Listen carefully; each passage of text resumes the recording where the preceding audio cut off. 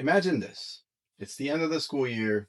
You go into your summer planning with your cabinet like you do at the end of every school year. And you come out with the most amazing strategic plan you've ever built together as a team. You're feeling really good about it. The priorities, they are clear. The work, organized. It makes so much sense. August comes around, you and your cabinet present it to the full staff. People are nodding, they're taking notes. A few people even come up to you afterwards and said, "This is exactly what we needed." So you go ahead and you share it afterwards.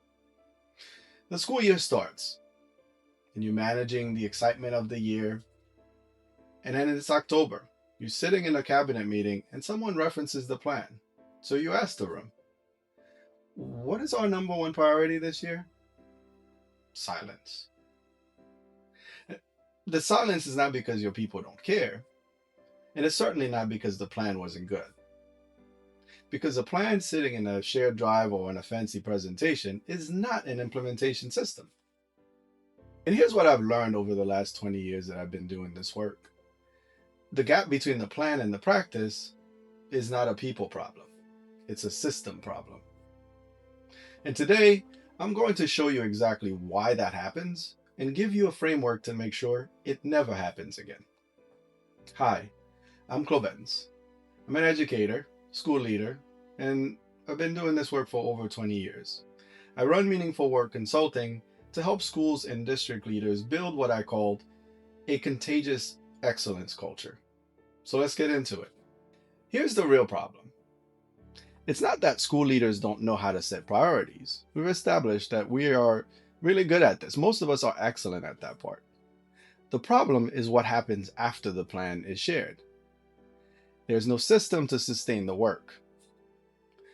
No mechanism to keep the priority alive and visible once the school year starts moving at full speed. And what happens when a priority has no sustaining system? Well, it fades. So September, you're managing opening week, excited. The priority is in the background. You'll get to it. October come around. There's a situation. Well, in schools, there are always situations. November, you're in a meeting, you're referencing the plan, you're starting to get things going. In February, the plan is still there. The work hasn't really taken hold the way you would like. Next thing you know, it's June and you're starting to think about next year's plan. Sounds familiar? Here's what I want you to sit with. When a priority fades, it's not just a planning failure. It's a student performance failure, right? Because whatever that priority was, whether it's improving instruction, building student discourse, deepening content mastery, students needed that work to happen. And it didn't.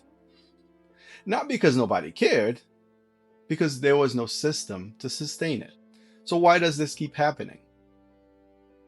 Because some schools treat implementation like an event. You plan in the summer, you launch in August, you hope it sticks. But implementation is not an event. Implementation, as you know, is a process.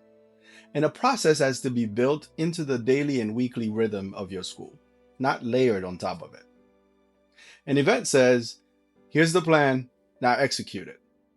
A process says, here's the priority, now let's build the system that keeps it alive. That is the shift. When you make that shift, the priority doesn't live in a shared drive or in a document somewhere. It lives in your instructional cycles. It lives in your professional development. It lives in the conversations your teachers are having with each other about what's working and what's not. That's what a sustaining system looks like. And I want to show you exactly how to build one. You start with one priority. Not 5, not 3, 1. The question you ask is, what is the one thing that, if we actually moved it this year, would make the biggest impact for our students? That becomes your anchor. Everything else connects back to it. Now, here's the first thing most leaders get wrong, and I've been there. They try to move everyone and everything at once. In any school, in any community, there's always a tension between will and skill. Some teachers have the skill, but not yet the will. Maybe they're skeptical. Maybe they've seen initiatives come and go. Some have the will. They want to grow, but haven't yet developed the specific skills. You don't start with either of those groups. You start with the teachers who have both the will and the skill. And just as importantly, the social capital. The teachers their colleagues actually listen to. The ones whose voice carries weight in the building. Why does that matter? Well, because when it comes time to bring the next group in, it won't be you telling them it works. It'll be their peer. And that's a completely different conversation. With that first group of teachers, your instructional leadership team goes through a real cycle together with them. Not a workshop, not a presentation, a cycle. First, a reflection. They reflect together. What's working in your classroom around this priority? What isn't? Then, co-planning. Your ILT and those teachers plan a lesson together, deliberately embedding the strategy into the instruction. Then, co-teaching. You execute that lesson together. Students are engaged in real discourse, building off each other's thinking, breaking down complex ideas together. You can see it happen, not in a rubric, but in the room. Then, assessment. At the end of instruction, students are assessed for real understanding. And then, data reflection. The team looks at that data together. And here's what they see. Students learn better because of how instruction was planned and delivered. The evidence is right there. That's the cycle. Reflect, plan, teach, assess, reflect again. I mean, as educators, that's what we do. Now, here's where the system really starts to move. The next round, the first group of teachers help bring the next group through the same cycle. They're not just observers, they're leaders. They share what they've experienced. They show the data from their students. They talk about what it felt like to try something and see it work.